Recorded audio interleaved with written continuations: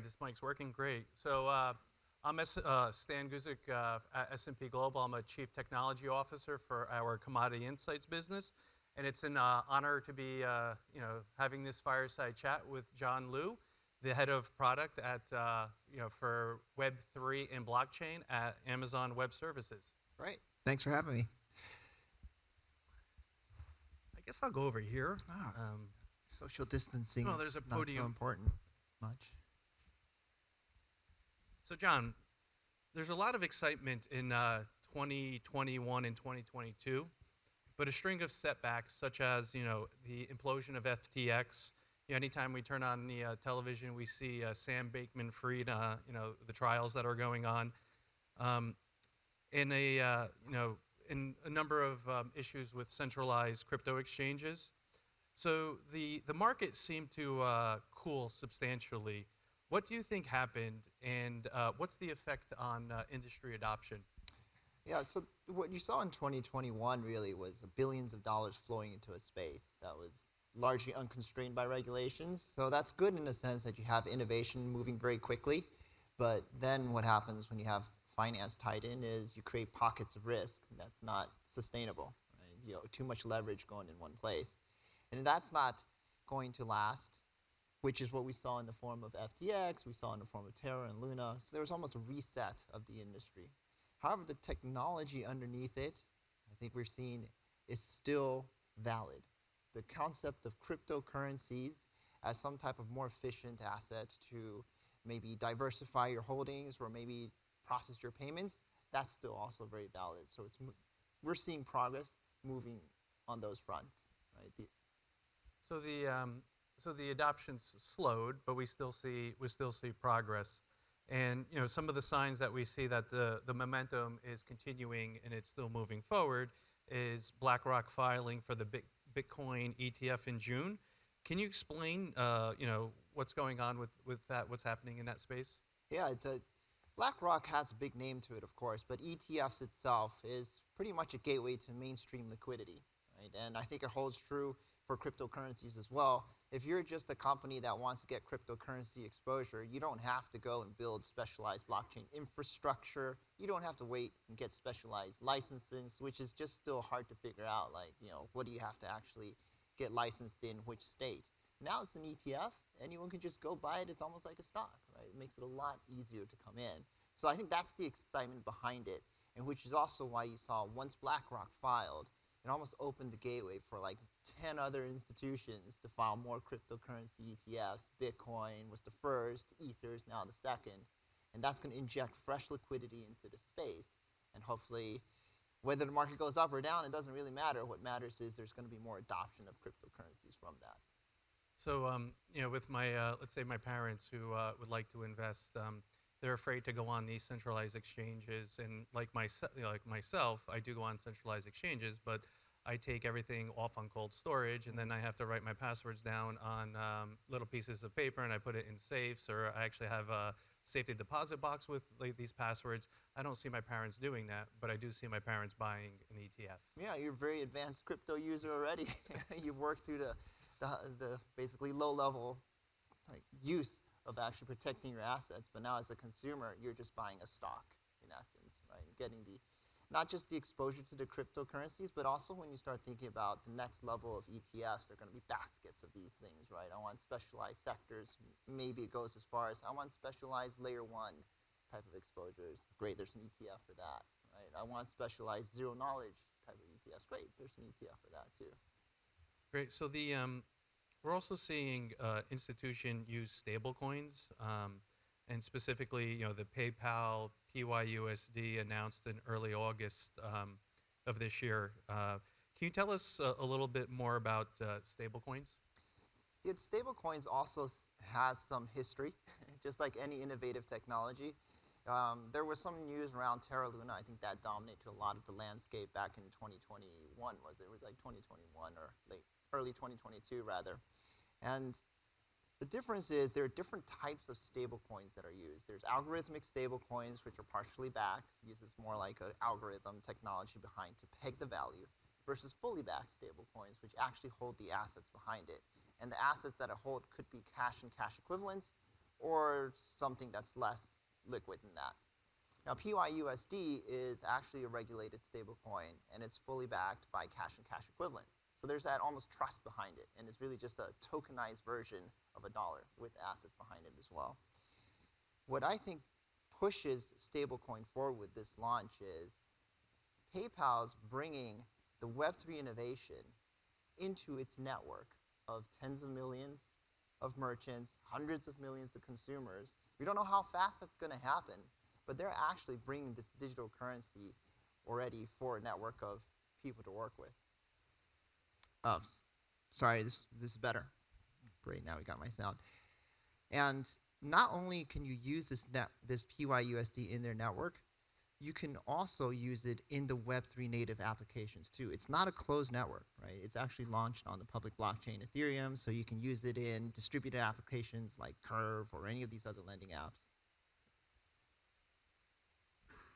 So with that, so why is there so much interest?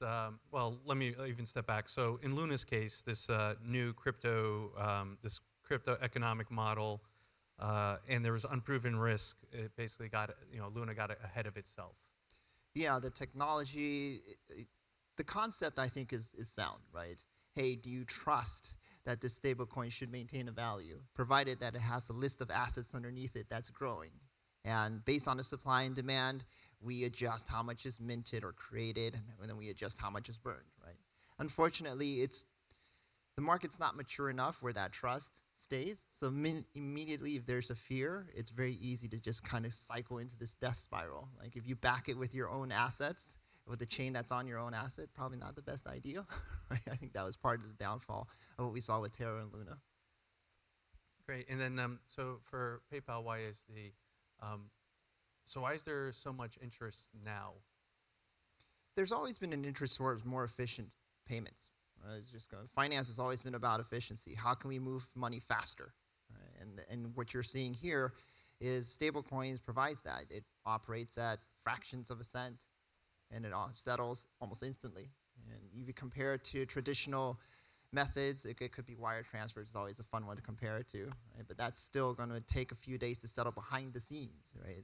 You might see it show up in a bank, but behind the scenes, there's actually 3 or 5 days of settlement as it goes through various of these different settlement networks. And now, with the likes of PYUSD, you have an open standard that everyone can build towards to. I think that's a key difference, right? It's maintained publicly. Other banks can build towards this network. It's a standard that you're not relying on another single financial institution to run.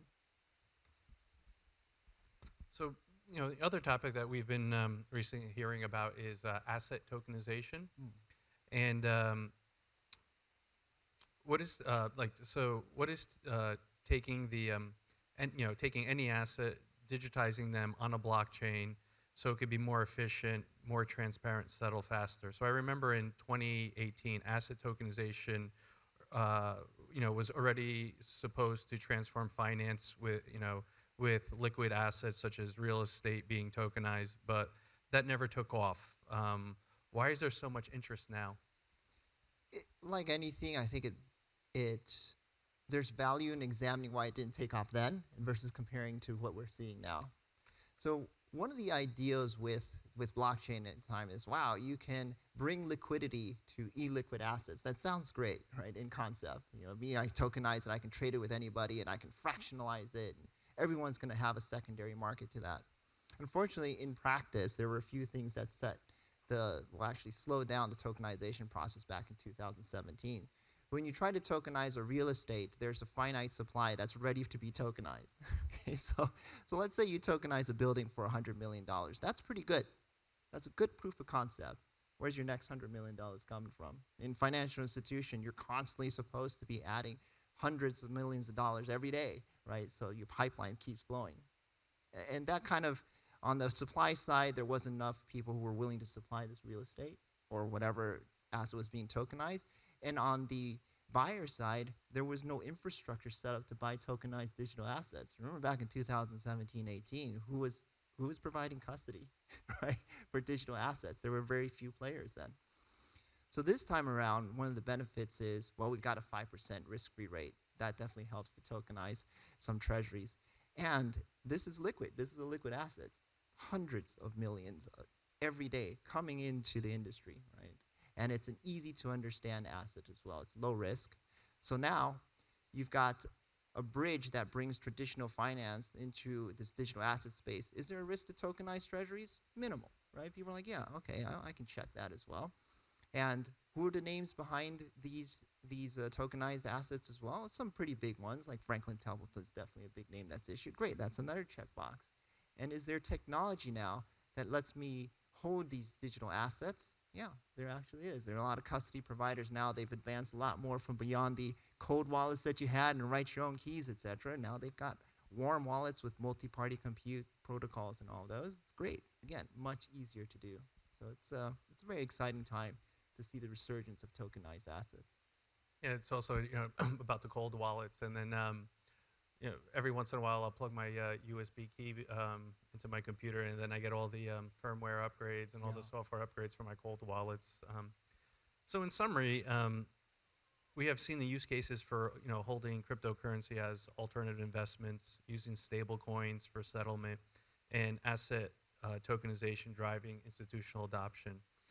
Now let's turn to technology needs supporting these use cases. Bringing a decentralized autonomous industry into a regulated centralized industry that operates at scale for traditional finance must have some specific needs. Can you tell me more about these? Yeah.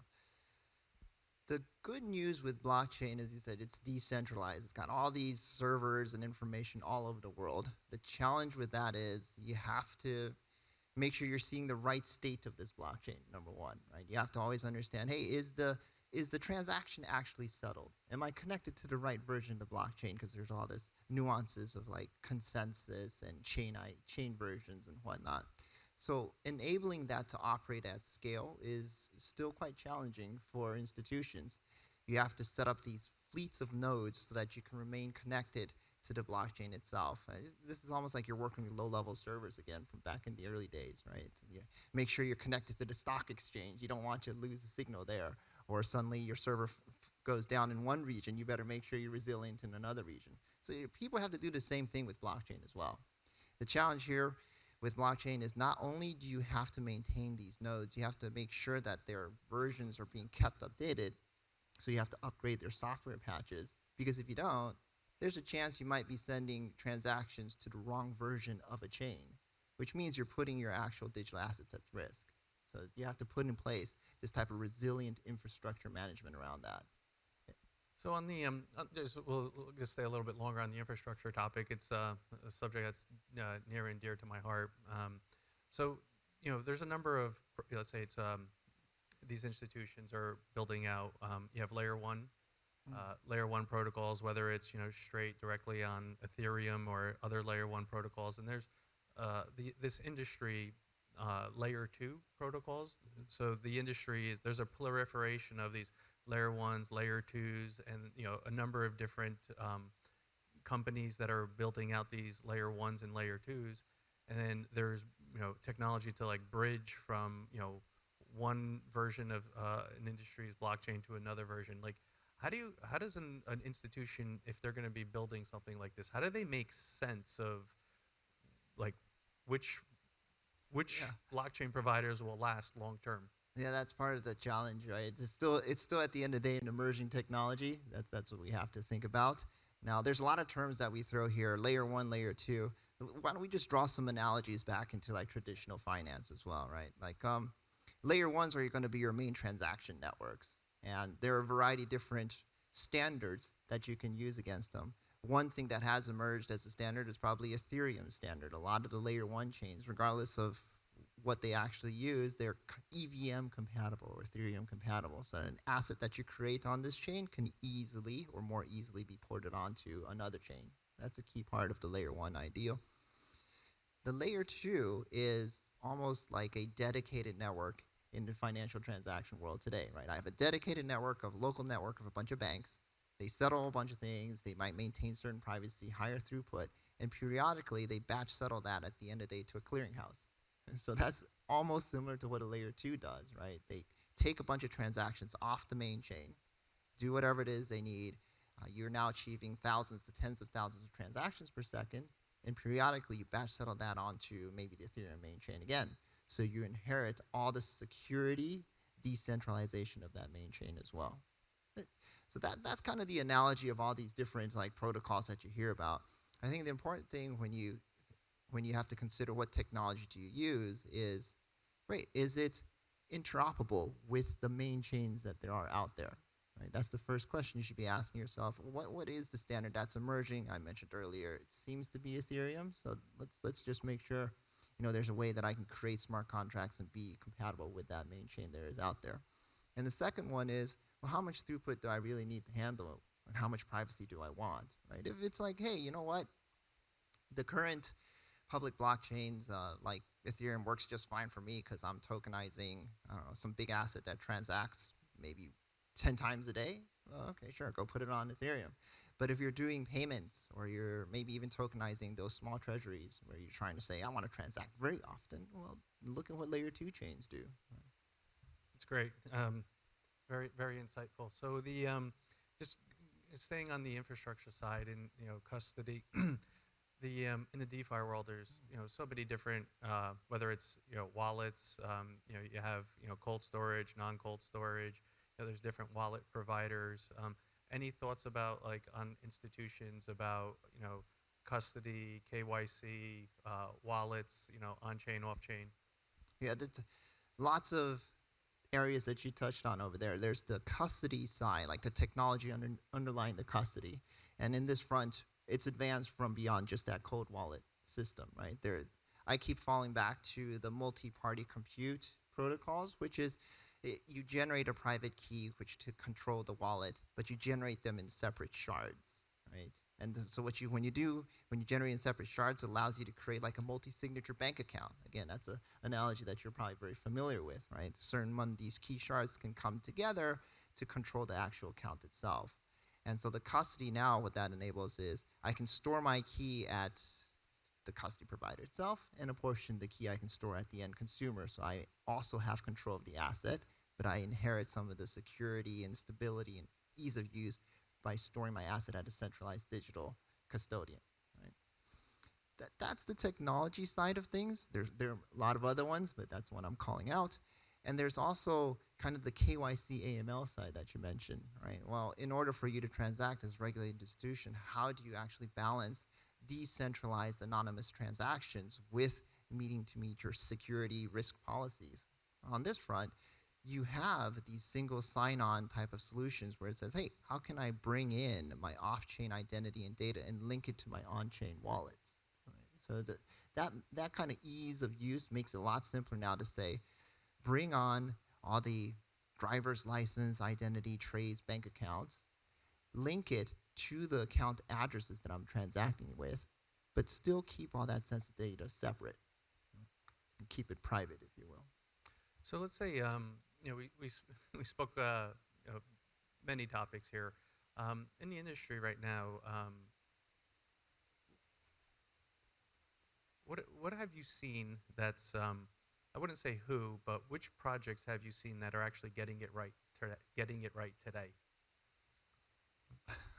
So I can't form an opinion about which projects are getting it right today.